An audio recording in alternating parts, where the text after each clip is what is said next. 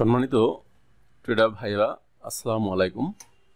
তো আমি আপনাদের সাথে আলোচনা করছি। আপনারা দেখতে পাচ্ছেন যে ইভো ইউএসডি মার্কেটটি নিয়ে। তো ইভো ইউএসডি মার্কেটের বর্তমান যেই পজিশন রয়েছে, আপনারা দেখতে পাচ্ছেন যে বর্তমান হলো আপনার 768তে মার্কেটটা ক্লোজ হয়েছে।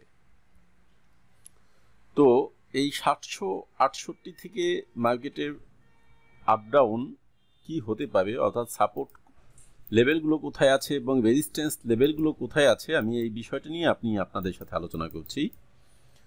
তো সেই হিসেবে মার্কেট বর্তমানে যেখানে রয়েছে, এই জায়গা থেকে যদি আমি রেজিস্ট্যান্স লেভেলের কথা বলি, তাহলে এখান থেকে ফার্স্ট রেজিস্ট্যান্স লেভেলটা হলো মার্কেটের জন্য হতে পারে বিশেষ করে আপনার 826 এই লেভেলটা হলো বর্তমানে মার্কেটের জন্য ফার্স্ট রেজিস্ট্যান্স লেভেল। বর্তমান অবস্থা থেকে 826 লেভেলটা হলো মার্কেটের জন্য বর্তমানে এখান থেকে ফার্স্ট রেজিস্ট্যান্স লেভেল।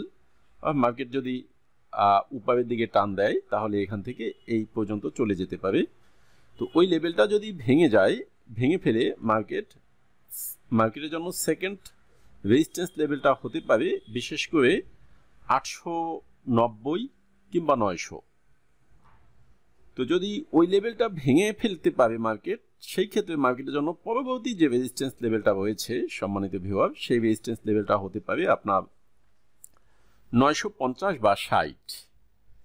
যদি আমরা বিভিন্ন নিউজের ভিত্তিতে দেখতে পাই যে ইউএসডিটা যথেষ্ট উইক হয়ে গেছে, সেই ক্ষেত্রে মার্কেট এই পর্যন্ত চলে যেতে পারে।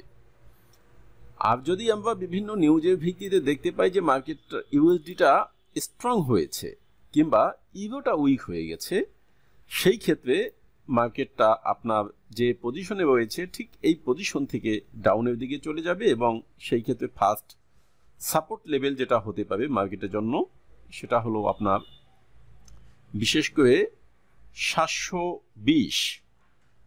এই জায়গাটা একটা সাপোর্ট রয়েছে মার্কেটের জন্য।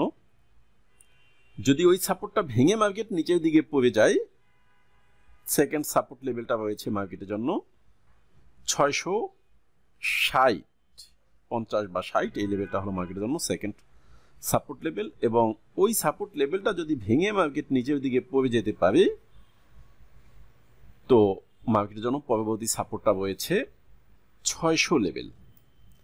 তো এই যেই লেভেলগুলো আমি আপনাদের সাথে আলোচনা করলাম, আমার মনে হচ্ছে যে এই লেভেলগুলো মাথায় রেখে আপনারা আপাতত ট্রেড করতে পারেন।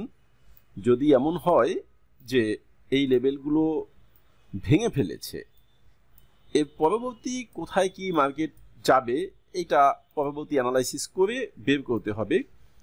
তবে আপাতত কিন্তু যে অবস্থায় রয়েছে মার্কেট, তাতে ইউএসডিটা কিন্তু এখনও উইক হওয়ার মতো অবস্থান আসেনি। ইউএসডি উইক হবে, কিন্তু উইক হতে আরও সময় লাগবে। সুতরাং মার্কেটের বর্তমান অবস্থা থেকে আপনাদেরকে মনে রাখতে হবে, মার্কেট যদি টান দিয়ে উপরের দিকে উঠে যায়, এরপরেও মার্কেট নিচের দিকে যে কোনো সময় পড়ে যেতে পারে। সুতরাং আপনারা কেউ উপরের দিকে উঠে যাওয়া শুরু করলে অতিরিক্ত বাই দিবেন না। তবে হ্যাঁ, বাই মোডে আপনারা থাকতে পারেন। মার্কেট নিচের দিকে পড়ে যাবে, কিন্তু মনে হয় না যে অনেক বেশি পড়ে যাবে। তবে যদি উপরের দিকে একবার ওঠা শুরু করে তাহলে কিন্তু মোটামুটি অনেক উঠবে, কিন্তু সেই অবস্থাটা এখন পর্যন্ত আসে নাই। সেই অবস্থাটা আবার পরে আসবে। সুতরাং এই জায়গায় আমি যেটা মনে করি, আপনারা বাই সেল দুটা দিক থেকেই আপনারা প্রফিট করতে পারেন। আপনারা বাইও করতে পারেন, সেলও করতে পারেন, ব্যাকআপ রেখে যে মার্কেট যেদিকেই যায় না কেন ঘুরে আবার এই পজিশনে চলে আসবে, এমন অবস্থাটাই হয়তো মার্কেট আরও কিছুদিন করতে পারে। এরপরে হয়তো ফাইনালি একটা টান দিবে একদিকে। সুতরাং যদি আপনারা ব্যাকআপটা রেখে আপনারা এখানে ট্রেড করেন, তাহলে দেখা যাবে যে মার্কেট যেদিকেই যাওক, যেহেতু ঘুরে এখানে আসার সম্ভাবনা আবার রয়েছে, সুতরাং আপনারা ব্যালেন্স হারাবেন না।